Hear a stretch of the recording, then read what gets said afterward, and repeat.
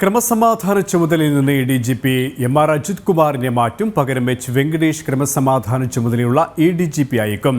ബൽറാം കുമാർ ഉപാധ്യായും പരിഗണനയിലുണ്ട്. വിശദാംശങ്ങളുമായി വിനീഷ് ചേരുകയാണ് തിരുവനന്തപുരത്ത് നിന്ന്. വിനീഷ്, PV അൻവറിന്റെ വെളിപ്പെടുത്തൽ വിവാദമായ സാഹചര്യത്തിൽ ആഭ്യന്തര വകുപ്പ് വലിയ പ്രതിരോധത്തിലായി കഴിഞ്ഞു. അല്പസമയം മുമ്പ് വിനീഷ് പറഞ്ഞതുപോലെ തന്നെ സുനിൽദാസിന്റെ സസ്പെൻഷൻ, അതിന്റെ ഔദ്യോഗിക ഉത്തരവ് ഉടൻ പുറത്തിറങ്ങും. MR അജിത് കുമാറിനെതിരെയും കടുത്ത നടപടിക്ക് തന്നെയാണ് സാധ്യത. അദ്ദേഹത്തെ ക്രമസമാധാന ചുമതലയുള്ള ADGP സ്ഥാനത്തിനും നീക്കാൻ തന്നെയാണ് തീരുമാനം, അല്ലേ? തീർച്ചയായിട്ടും അദ്ദേഹത്തെ നടപടിക്രമങ്ങൾ ആരംഭിക്കുന്നു. പ്രത്യേകിച്ച് PV അൻവർ MLA ആണ് ഈ ADGP ക്രമസമാധാന ചുമതലയുള്ള ADGP MR അജിത് കുമാറിനെതിരെ വലിയ ആക്ഷേപങ്ങൾ ഉന്നയിച്ചത്. ക്രിമിനൽ പശ്ചാത്തലമുള്ള വ്യക്തിയാണ് ADGP എന്ന വലിയ ആക്ഷേപങ്ങളായിരുന്നു ആദ്യഘട്ടം മുതൽ ഉന്നയിച്ചത്. ഒപ്പം സംസ്ഥാനത്തെ പല ക്രിമിനലുകളുമായി സംഘം ചേർന്ന് നിയമവിരുദ്ധ നടപടികളിൽ ഈ ക്രമസമാധാന ചുമതലയുള്ള ADGP ഇടപെടുന്നു എന്ന് സംബന്ധിച്ചുള്ള ഗുരുതരമായ ആരോപണം PV അൻവർ MLA ഭാഗത്ത് നിന്ന് ഉണ്ടായത്. പ്രധാനമായും എടുത്തു പറയേണ്ടത് ഭരണപക്ഷത്തു നിന്ന് തന്നെയാണ്. ഇത്തരത്തിൽ ഭരണപക്ഷ MLA തന്നെ പരസ്യമായി സർക്കാരിന്റെ ആഭ്യന്തര വകുപ്പിന്റെ വീഴ്ച തുറന്നു പറയുന്ന ഒരു സാഹചര്യം ഉണ്ടായി. ഒപ്പം മുഖ്യമന്ത്രിയുടെ അഡീഷണൽ പ്രൈവറ്റ് സെക്രട്ടറിയായ P ശശിക്കെതിരെയും ഗുരുതരമായ ആക്ഷേപം ഇത്തരത്തിൽ PV അൻവർ MLA ഉന്നയിക്കുന്ന ഒരു സാഹചര്യം ഉണ്ടായി.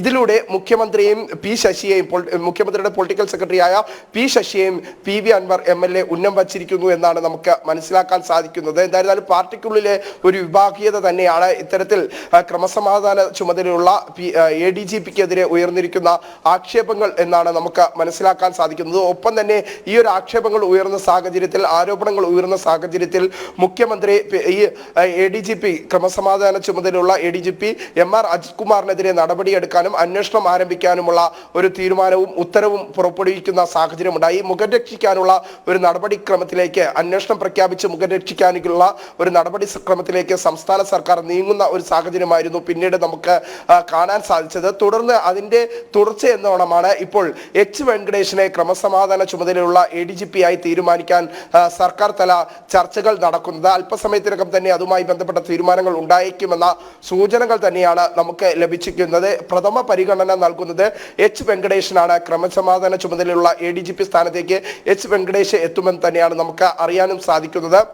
എന്തായിരുന്നാലും ഈ സർക്കാർ മുഖം രക്ഷിക്കാനുള്ള നടപടിക്രമങ്ങളിലേക്ക് കടക്കുമ്പോൾ സംസ്ഥാന സർക്കാരിനെ പ്രതിക്കൂട്ടിലാക്കുന്ന തരത്തിലും സർക്കാരിനെ ഇവിടെ അടുത്ത ചോദ്യം ഉയർന്നത് വിനീഷ് പറഞ്ഞതുപോലെ തന്നെ മുഖം രക്ഷിക്കാനുള്ള ഒരു നടപടി എന്ന രീതിയിൽ ADGPയെ മാറ്റുന്നു. ക്രമസമാധാന ചുമതലയുള്ള MR അജിത് കുമാറിയാണ് തൽസ്ഥാനത്ത് നിന്ന് മാറ്റുന്നത്. പകരം H വെങ്കടേഷ് അല്ലെങ്കിൽ ബൽറാം കുമാർ ഉപാധ്യായ, രണ്ടിലൊരാൾ വന്നേക്കും. പക്ഷേ പിന്നെയുള്ള പ്രസക്തമാകുന്ന ചോദ്യം P ശശിക്കെതിരെ ഏത് തരത്തിലായിരിക്കും നടപടി ഉണ്ടാവുക എന്നതാണ്. കാരണം PV അൻവർ പറഞ്ഞിരിക്കുന്ന വലിയ ഒരു യാഥാർത്ഥ്യമുണ്ട്. അദ്ദേഹം പറഞ്ഞിരിക്കുന്നത് ഈ MR അജിത് കുമാറിന് എല്ലാ സഹായവും ചെയ്യുന്നത് P ശശിയാണ്. മുഖ്യമന്ത്രിയുടെ പൊളിറ്റിക്കൽ സെക്രട്ടറിയായ P ശശി, മുഖ്യമന്ത്രിയുടെ ഓഫീസ് നിയന്ത്രിക്കുന്ന P ശശിയാണ്.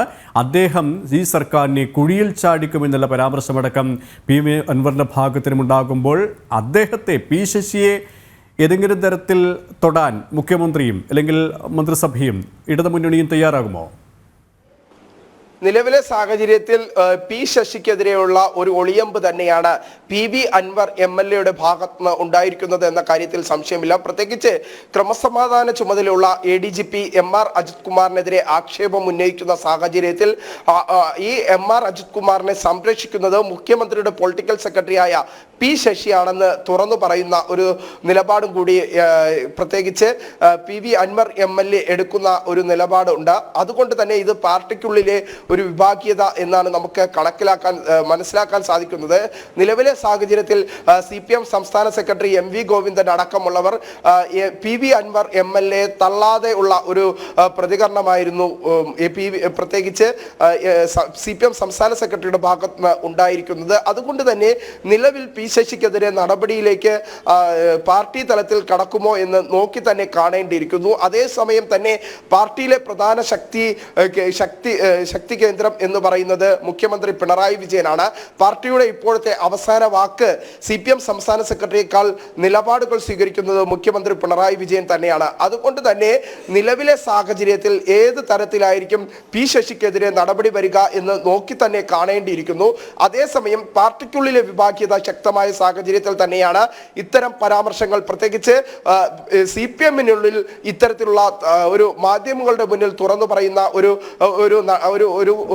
കീഴ്വഴക്കം പൊതുവെ ഉണ്ടായിരുന്നില്ല. പക്ഷേ ആ കീഴ്വഴക്കങ്ങളെല്ലാം തന്നെ തെറ്റിച്ചുകൊണ്ട് ഏറ്റവും ശക്തനായ നേതാവിനെതിരെ, ആ ഏറ്റവും ശക്തനായ CPM-ന്റെ മുഖ്യമന്ത്രിക്കെതിരെ അത്തരത്തിലുള്ള ആക്ഷേപം ഉന്നയിച്ചുകൊണ്ട് പരസ്യമായി ഭരണപക്ഷത്തു നിന്ന് തന്നെ ഒരു MLA എത്തുന്നു. അദ്ദേഹത്തിന്റെ മുഖ്യമന്ത്രിയുടെ വകുപ്പിലെ ഒരു പ്രധാന ചുമതല വഹിക്കുന്ന, ക്രമസമാധാന ചുമതല വഹിക്കുന്ന ADGP MR അജിത് കുമാറിനെ കരുവാക്കാനുള്ള ശ്രമം PV അൻവർ നടത്തുമ്പോൾ പാർട്ടിക്കുള്ളിലെ വിഭാഗീയതയും മുഖ്യമന്ത്രി പിണറായി വിജയനെതിരെയുള്ള മറ്റു സ്വരങ്ങൾ, പ്രതികരണ സ്വരങ്ങൾ ഉയരുന്നു എന്ന് തന്നെയാണ് നമുക്ക് ഈ വിഷയത്തിൽ മനസ്സിലാക്കാനും സാധിക്കുന്നത്.